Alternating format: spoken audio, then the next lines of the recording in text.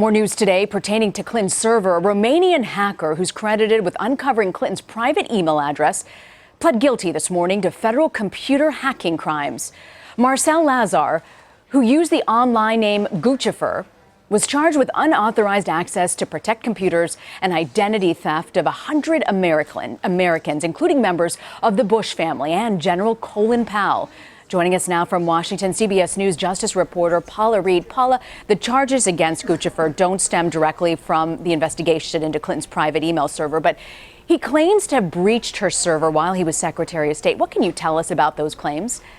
Rena, today's federal plea deal does come amid these claims that he breached Clinton's server. But today in court, we did not hear anything about Clinton's server or any evidence that he did indeed breach that server. Today's plea, he pled guilty to 2 charges, one of unauthorized access to a protected computer and another charge of aggravated identity theft. He faces up to 7 years in prison. Those are related to his unauthorized access of emails of 100 Americans, including, as you said, members of the Bush family and Colin Powell, among other high-profile people. Now, as for the Clinton investigation, in the plea deal, I have it right here, it specifically says that his federal plea agreement is not conditioned upon charges being brought against any individual, nor is it conditioned upon the outcome in any pending investigation. So based on what we have here, what was filed in court today, there is no indication that this plea deal has anything to do with his claims that he breached former Secretary Clinton's server. So, Paula, why is it that he keeps making these claims while he's in jail and that the feds continue to believe him? Is there something really there? Well, we don't know if the feds actually believe his claim about Hillary Clinton's server. Now, certainly this is a man who wanted to become famous, if not notorious, for his hacking. One thing we know about Guccifer is that he loved to share the fruits of his labor, and anything that he found in the Bush family emails or Colin Powell's email, he was quick to run to websites and share his information. He wanted to be known, which is what makes it harder to believe his claims about Hillary Clinton's server. He's never provided any proof that he actually breached the server.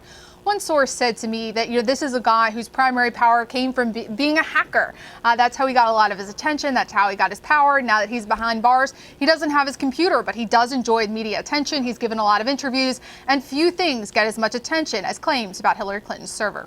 And Guccifer is a self-professed name, right? He likes it because he enjoys Gucci and the light of Lucifer?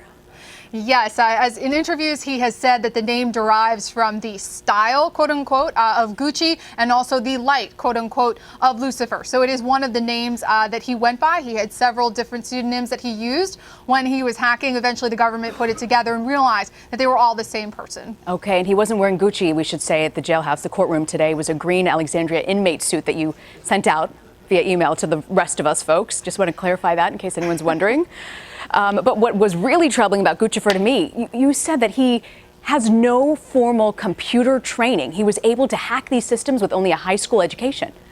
That's such a great point. And justice officials really hammer home the fact that you don't need a lot of training to do an incredible amount of damage. This is someone, as you said, no formal training, a high school education, not some sophisticated hacker. And yet he was able, with persistence and determination, to hack the accounts of many high-profile Americans. So again, it underscores it's not that difficult to get into these accounts. And as we learned from this scathing 83-page report from the State Department, some of the agencies here in the U.S. are not taking proper precautions to protect against vulnerabilities. Yeah, and while I have you, I want to turn actually to the audits that were released today for Hillary Clinton mishandling emails there and digital communications. This isn't good for her, clearly.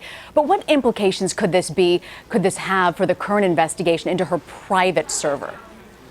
The report itself has very few details about those 22 so-called top secret emails that are really at the heart of the FBI's ongoing investigation.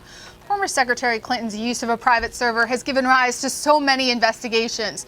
This internal audit. Then separately, you have the FBI's ongoing criminal investigation. And separate from that, you have dozens of ongoing civil lawsuits seeking emails that may or may not have been released. So there's so many different investigations. Again, the most significant one is that FBI criminal investigation. And we didn't get a lot of new details from this report about that. Most of the fallout here from this report is political. The optics are not good, as the report is highly critical of her use of a private email server. But again, there's no indication here, no new evidence of criminal wrongdoing. We had a briefing with the head of the FBI just a week or so ago, and he said he's keeping tabs on it, but would not commit to any timeline, Rena. Okay, Paula Reed in Washington. Paula, thank you for weighing in.